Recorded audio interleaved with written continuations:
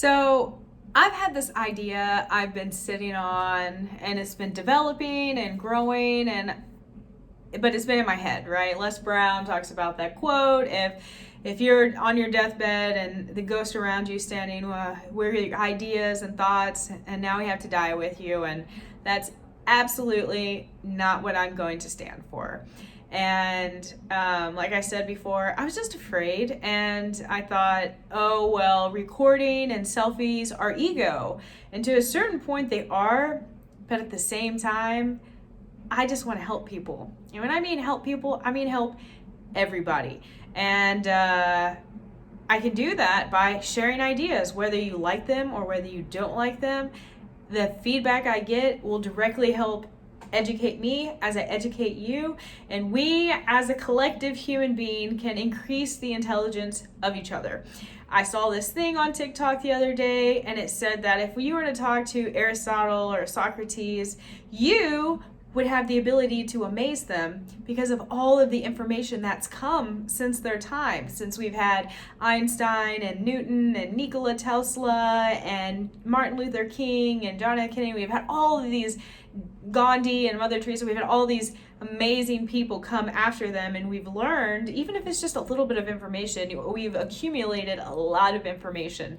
And now that we have access to it, it's like, are we using our information properly? And so there is this movement out here where people are selling information, and people are like, oh, internet classes are garbage.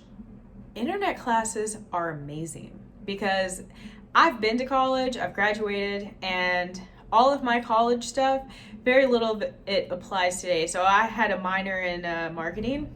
And even though it was helpful, the most helpful one was the psychology part, definitely. But it's just irrelevant. It's antiquated because we're moving so fast.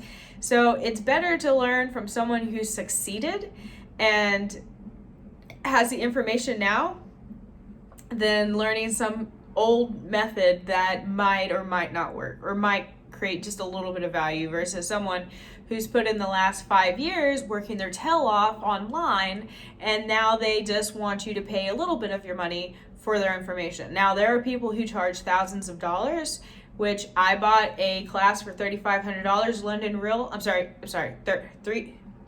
Just under $3,000, and it was amazing. It really pushed me, and it got me over this is my ego, I'm being a selfish, full of myself person, when the only thing I want to do is help people. And so how do I want to help people? Well, there are so many different ways. I decided I'll just tell you all of them, and maybe you can help me figure out a way to turn it into a circle and turn it into a product, and we can make it valuable for everyone. So as you know, tap water has become shit. We have the best water filtration system, but it's old. And so, a lot of Americans, I think it's like 60 or 70% of Americans take prescription. It processes through your body, it comes out in your urine, it goes into our water, and they have a hard time filtering that out. So, sorry guys, but every time you drink water, or even if you get in the shower and you open your mouth, guess what? You're drinking birth control. Or Prozac, or someone had their teeth pulled, Vicodin and Oxycontin. You're getting these tiny micro doses of it. And even though there isn't like a just very evident side effect, humans are great and we evolve pretty quickly, but there are consequences to everything. So I feel like we need to be more aware of the water filters that are available. But water filters can be expensive. Water, especially if you live in an apartment, you don't live in a home, getting like a reverse osmosis water system installed is kind of like pricey for one, and two, it's ugly, and so I'm looking for someone who's come up with a better water filter. But here's the thing, once you drink distilled water, there's this thing where it could possibly pull the minerals out of your body because it's mineralless, right? So the process of osmosis, balancing it out, could actually pull out the minerals in your body. So not only am I calling for someone to give me a portable water filter with cheap water filters, it gives me clean water, but also something to put back into it, like a mineral packet, like it has whatever nature has in it is meant to be in water. So vitamin B12, did you know that comes from drinking out of like rivers and streams? And why vegans don't get it is because they don't eat animal products and they no longer drink it out of the streams. And actually, meat eaters get B12 from animals. Animals actually are fed B12 because they don't get it either. So there's this big cycle of artificially supplying water and food to us and our animals that we eat. And then it goes into growing food. So I don't want to go into it because people have spent millions of dollars and a lot more research. So I'm just going to name a couple of documentaries that I think everyone should watch to get on the same level.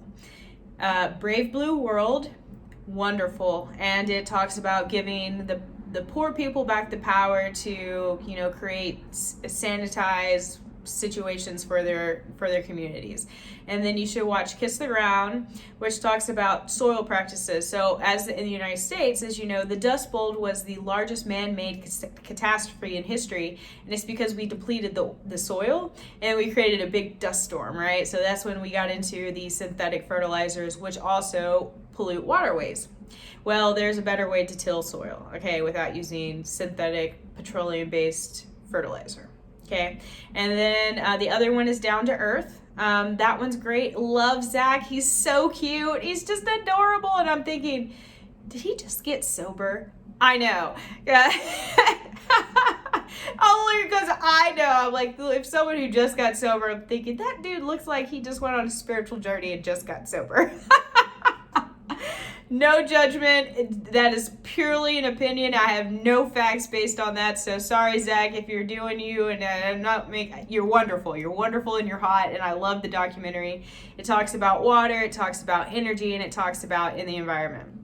So let me just shoot a couple of facts at you that you should know and you should be concerned about. But again, the world is not ending, and I'll kind of go into that. Humans have killed off over half the animals on the planet. Just period, point blank, we've killed them, okay? And with the forest, I'm gonna be very modest. Over half of the forest is gone too. And it's more than that. I'm just gonna leave it at that. At this point, we realize that we need the trees and we need the animals. But nature bounces back, humans or no humans. We've had several ice ages, and if you know anything about an ice age, 98% of all animals die every ice age. So if nature doesn't like what's going on, or if the natural cycle of things isn't working, or as it goes through its natural cycle, it kills off all the animals anyways. The thing is, will we survive during these cycles, right? So I'm talking about humans, not just in 100 years, but not just in 1,000, but 10,000, 100,000 years. Are we still going to be here, or can we get it together? Now, people are always like, oh yeah, well, oil companies are doing this, and meat companies are doing this, and sugar companies are doing this, and they're bad people. Absolutely not. We needed the industrial age to get us now to where we are at now, okay? So it's not like let's feel bad about old technology. What it is now is let's be open to finding new ways, and let's make it profitable. So let's not shut down the oil. Let's give them incentives to go green and reward them for going green. And if their profit margins are record breaking, then it's time for them to clean up their act on what they're doing. All the negative things they're doing to the environment, they need to clean it up. And the government needs to be like, okay, this amount is dedicated to cleaning up what you've done. In this way, the oil companies can become the good guys, right? And they can still keep power, but still be a cleaner power instead of the dirty power. We're going to make them go from dirty to clean, right? And so this is my vision, is to make people come together and not judge each other so much, because it's so easy to say, oh, well, you're doing this wrong, or you're doing that wrong, and you're not doing this right, and you're not doing that right. Well, what's right? Are you willing to sit down and come up with a viable solution? I am. So I got my first degree, integrative studies in French, marketing, and psychology. All right, it's like 3 minors. But in my senior and junior year, I started getting heavily into energy, and I started designing renewable energy machinery, mostly parabolic energy, thermodynamics. I really just was really into energy because coming from the country, I watched all of our natural resources become polluted and unsafe to swim in. And I thought, wait, aren't we supposed to be able to swim in the water? But I haven't had that leisure. You know, you have to know, are they dumping sewers in creeks? Is there the runoff from the fields and the crops? Is there a butchering farm around where they're throwing too much blood and feces and urine in the water? And the worst part about that is these butcher shops, all of that waste is fertilizer. Do you know that meat is compostable? You can compost that shit. And so it's like they're just throwing away good stuff. And then it's toxic the way they're throwing it away when it absolutely can be useful and profitable. And the same thing goes with restaurant food waste. Instead of throwing it in trash, they should have a separate bin, and it should go into a separate bin, and it should go to composting, and then it should be sent to the farmers because the farmers need it and it's free, right? We're already throwing it away. So there should be absolutely no waste. Nature moves in a circle, right? An infinite circle. When you look at the world, you can either look at it in one or two ways. You can look at it as a finite resource, or you can look at it as an infinite resource. What do I mean? Well, we can't continue to grow the population at the rate that we're growing. At some point, we're going to have to say, okay, maybe I should only have one kid because it's the responsible thing to do.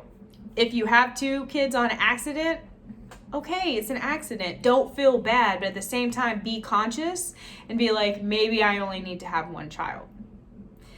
This whole stigma between perfection, like China really did try to do the one kid thing, but they had a cultural problem. You know, everyone wanted to have a boy in order to carry the name and the inheritance, but you need women in order to carry on the population. So they figured out that was a flawed system. Americans are, and younger people are starting to have kids later and less of them. One, they're expensive. Two, we're starting to realize how much work they are, and we're more selfish creatures. At least in my opinion, I'm more selfish. I'm still gonna have a kid, don't get me wrong. But I just realized that I needed to enjoy this time while I had it, because once I have a child, it's no longer about me, it's about us, which is already that way, but at this point I have more time for myself. Right? And so I have a lot of ideas in my head, and I do a lot of research. So my question to you is, what are your ideas? I had this fantastic idea of local food, right? People say local food, local growing, but and I thought about it, I was like, where are they at? Why aren't they advertised harder? So I love Whole Foods. I shop at Whole Foods, okay? Before I say anything else, Whole Foods is great. But Whole Foods is a corporation, just like anyone else. They have to transport their food in order to get it to the store, and it can't be rotten, right? So they have to pick it green. Well, when you pick food too green, it loses nutrition. So that's an issue with traveling to get food. But if the food is already here, then you have to pick it less green. It's got more nutrition, right? So I was like, why don't we have more organic farmers? Why is there no incentive for it? Is it because we don't know how? Is it because we don't want to? Is there not enough money in it? I mean, and that's the research that I'm starting to do right now, because food is so important. Food, water, and air, guys. We gotta have it. You don't have air for 5 minutes unless you're one of those 20-minute people, world Genesis records. 5 minutes, no air, we're dead, okay? That's just what it is. No water for three days to a week, we're dead. No food for 2 weeks, 3 weeks, unless you're morbidly obese, which you can actually, I think they documented like a person not eating for a year, eating off fat reserves. So it depends on how much fat you have on your body, but you will get only so far and you need food, okay? So food, water, air, things that are just so important to us that people are realizing is an issue in the city, in the country, around the world, in the ocean, in the fresh water, in the air. We have acid rain, you know, and COVID has shown us what it's like to live in a city without smog, and it's like, oh, this is beautiful. And I didn't know that New York used to have a really, really bad smog problem until they like upgraded like the air regulations. And I was like, it's time for us to do that again. It's time for us to upgrade everything: our energy, our transportation, our water, our food, our air. And there are so many good people out here. So I'm a I'm a firm believer. I just farted. I'm sorry, guys. I ate some cheese. I should have ate some cheese. I'm lactose intolerant. Anyways, it happens. But there's so many good people out here that are doing good things, right? There's Mindvalley, which I watched Ken Honda, which is the energy around money. Okay, so if you're not a good tipper, you need to become a good tipper right now. 20% minimum. Those people don't get paid a wage. Okay, their check goes to tax. So whatever you give them is what they take home. So pay them 20%, just 100%, just period. And then there's Mindvalley, there's Masterclass, which is at Neil deGrasse Tyson and a bunch of other great people on there. And then I have Gia, which is about spirituality and quantum physics. I love Bruce Lipton, he's on there, and Dr. Joe Dispenza, he's on there, Tony Robbins, and then Eric Thomas or E.T., and then David Metzler, Gary Vee. Who else do I got on my Bob Proctor? I know Jim Rohn passed away, but I love his stuff. And Daniel Pena, London Real, Brian Rose, Dan Locke. There are people out there elevating the energy of people in one way or another. Okay, Daniel Pena is a cursor and he's hardcore, but he still elevates people. He pushes people to be their best self.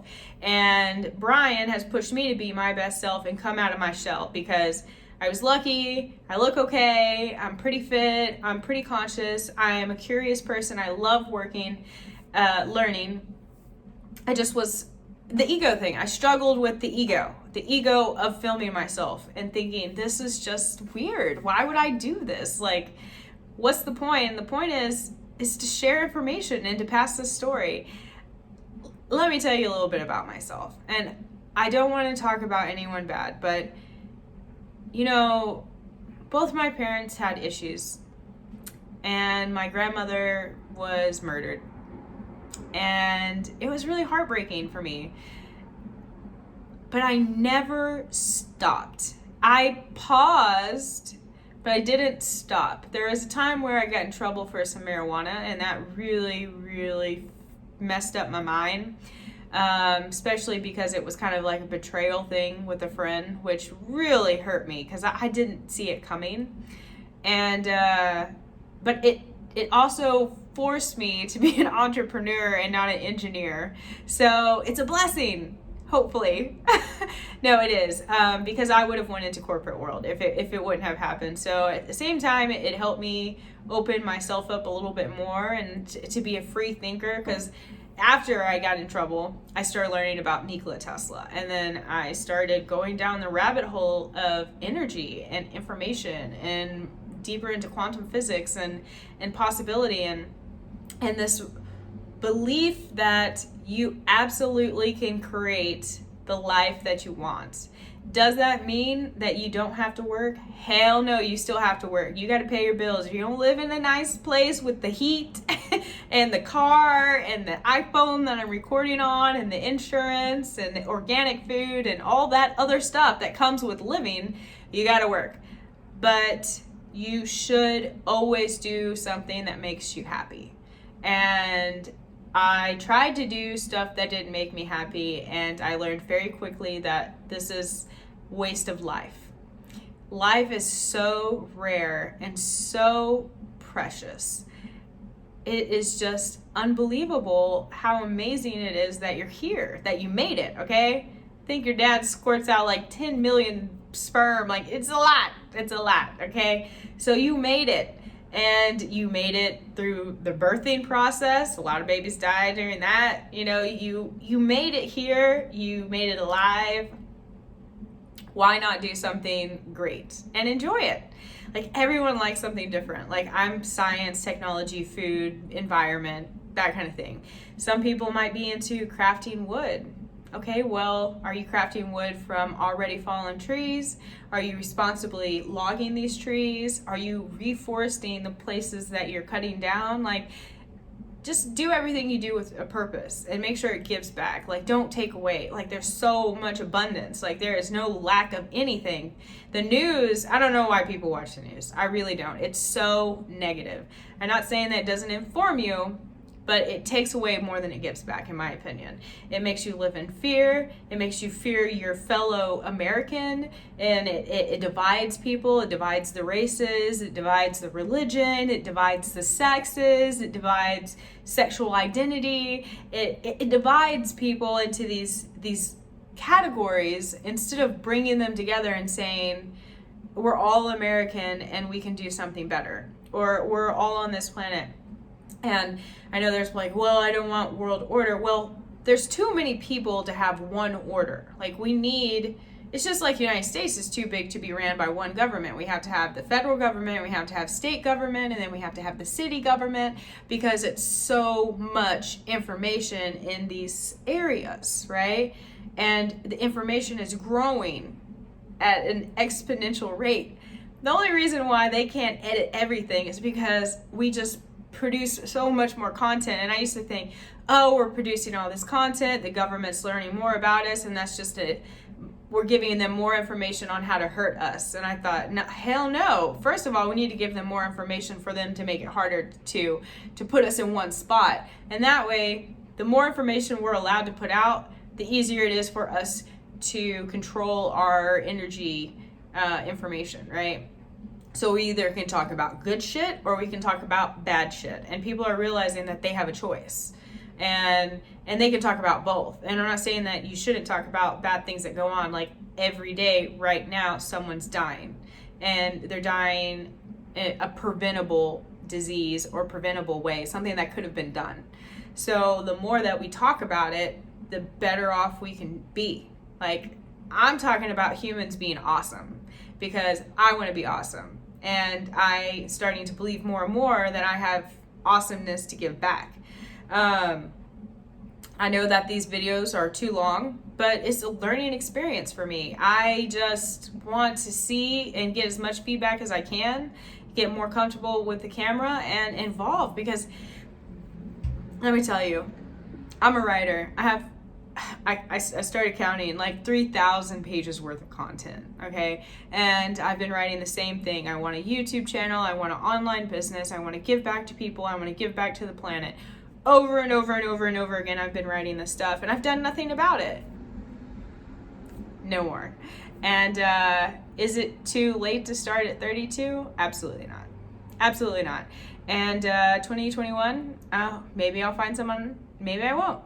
It's okay. Like, I've let it go at this point. Like, it's all good. I've just put the energy out there, and when it's ready to come back to me, I'll be happy. Like, there's no more longing or feeling like I've lost something. Being in a relationship takes a lot of energy. You're learning someone, you're negotiating everything. So it's good. It's bad. It's awesome. Life's awesome. And these people I see who are living their best life, I'm like, yes. It's the enviness is going away, and it just makes me think, yes, this is what I need to do with my life. And I've always known. Now it's just having the courage to do it.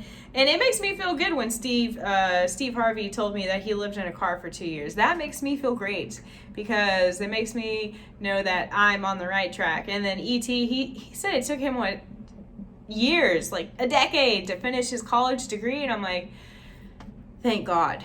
Because it's taking me forever to get this e-commerce business, and it's not like not having the resources, having the courage to do it. So I'm like, okay, so it does take years for people to build up to things, and it will take me more years to develop it and make it profitable. And these are the things that I'm mentally prepared for. And being mentally prepared of the unknown, right?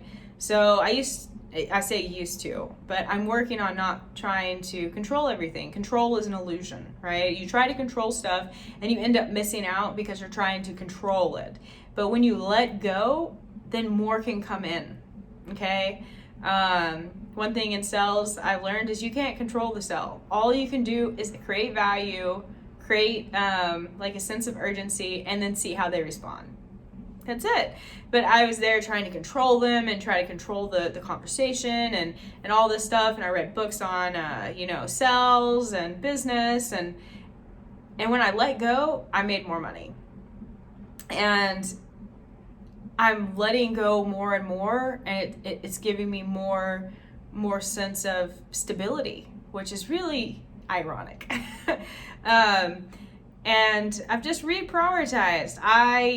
Like I said, let me be honest. I spent about $5,000 on myself this year that I didn't have to, but I wanted to. And I've never spent that much money on myself. And it was an experiment, and I enjoyed it. And I could go and back and be like, I spent $5,000 on myself. I could have had this much money in the bank if I wouldn't have done this, blah, blah, blah, blah, blah. But nothing replaces the fact that I'm sober right now, I'm happy right now, and there are no toxic people in my relationship, in my circle.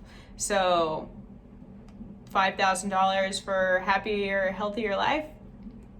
Yes. And I used to think that people who traveled the world, I thought they were stupid.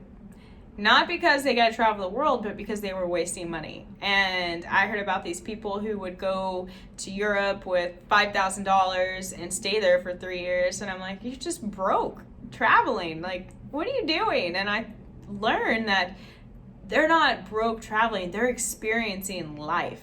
And they're having an adventure. And I was like, this makes more sense. I need to travel more. And so I booked a trip. And I booked another trip. And another one. And it was empowering because I was like, I'm experiencing life. These people who say, oh, I always want to go to Europe or I always want to go to Asia, and they don't do it, I'm not going to be that person. And I have too many resources available to me to do it. So at this point, there's no excuse. Now I'm very money savvy. I've always been a saver. I've always had a significant amount of money. Now, the only thing is I'm not at 6 months, which is a little disturbing. Okay. But again, it's one of those things where I have to let it go and just relax into it. Trust that my business is going to grow. Trust that I'm going to be able to create more streams of revenue. I keep doing so much research. Like, okay, what is something I can do? What is something I can do? I saw this guy and I got really mad. And he's like, you should have 6 projects going on at once. And I'm like, fuck that. That's too much. And I thought, actually, that's probably exactly what I'm doing right now. I'm trying to learn yoga. I'm learning how to invest. I'm learning how to create an e-commerce. I learned how to go into sales. I'm learning how to cook better plant-based food. I was like, I'm trying to read a book every week. I was like, I am doing all of that right now, actually. So it's just a different way of looking at the project. Like, oh, maybe not 6 businesses, but 6 growth things. And, yeah, like, it's fun. You should have more fun. And I really say this because I was not having fun at all. I was miserable every day. I woke up and I wanted to cry. Here we go again. I'm not ready for this day. That's how I would wake up every day. And I get to the point where I'm like, why am I waking up? And I've had suicidal thoughts before, several of them. Okay, I've had depression and extreme anxiety, and I was like, I have too much to want to not be here. So what do I need to change, right? And Tom Bilyeu, he's great. He said, we are defined, and he's quoting someone else, we are defined by the questions that we ask ourselves. And I thought, I need to start asking myself better questions, just point blank. And I thought, what is something that I really want to do? I said, don't put any labels on it. Don't limit it. What do I want to do? And I said, I want to be a YouTuber. I want to be a podcaster. I want to connect with my heroes, with Joe Rogan and Tom Bilyeu and Dr. Joe Dispenza and Brian Rose. And what do I need to do in order to be there? And the thing was create value. I stopped chasing money. Like, I'm done. Like, the money will come. I can't chase the money anymore. I have to chase what's in my heart. I've never been rich, but I've experienced wealth, and I've experienced the ups and the downs with wealth. It is great to have money, and I will have it. I will work my butt off to get it. But at this point in my life, it's about experiencing life. Because when I look back and I'm 90 or 100 and I'm laying on my deathbed and I think, did I give it my all? I'm going to be able to say yes. The worst thing you can do is let this wonderful opportunity to experience life as an individual, as a family, as a community, as a human race, is to waste it on bullshit, okay? Now, what is bullshit? That's up to you. Is your corporate job good or bad? It's up to you. If you like it, then it's for you. Like, we need everyone for everything. Like, we need someone to file taxes. We need someone to do our accounting. We need someone to build the buildings. We need someone to grow the food, to clean the water, to make the clothes, to do the art. We need people for everything. So we need you to be you. We just don't need you to try to be someone else and it make you unhappy. And that's what I was doing. I was trying to be someone else. I was trying to be this millionaire just for the status of millionaire. That I wanted to be the underdog who came from the ghetto and made it. That was my goal. And I will be that. I just still want to help the people who come from the background that I came from at the same time. And that's what I'm gonna do. So again, I know this video was really long, but I hope you enjoyed it, and I can't wait to give you more. I'm going to continue to work on my my feed, so please give me your feedback. Please let me know what you think. Sorry, I cut the cheese. Life happens. I wouldn't be imperfect. You'll find out that I have a lot of imperfections, but at the same time, I'm a grower. Mind grower. Anyways, talk to you later, guys.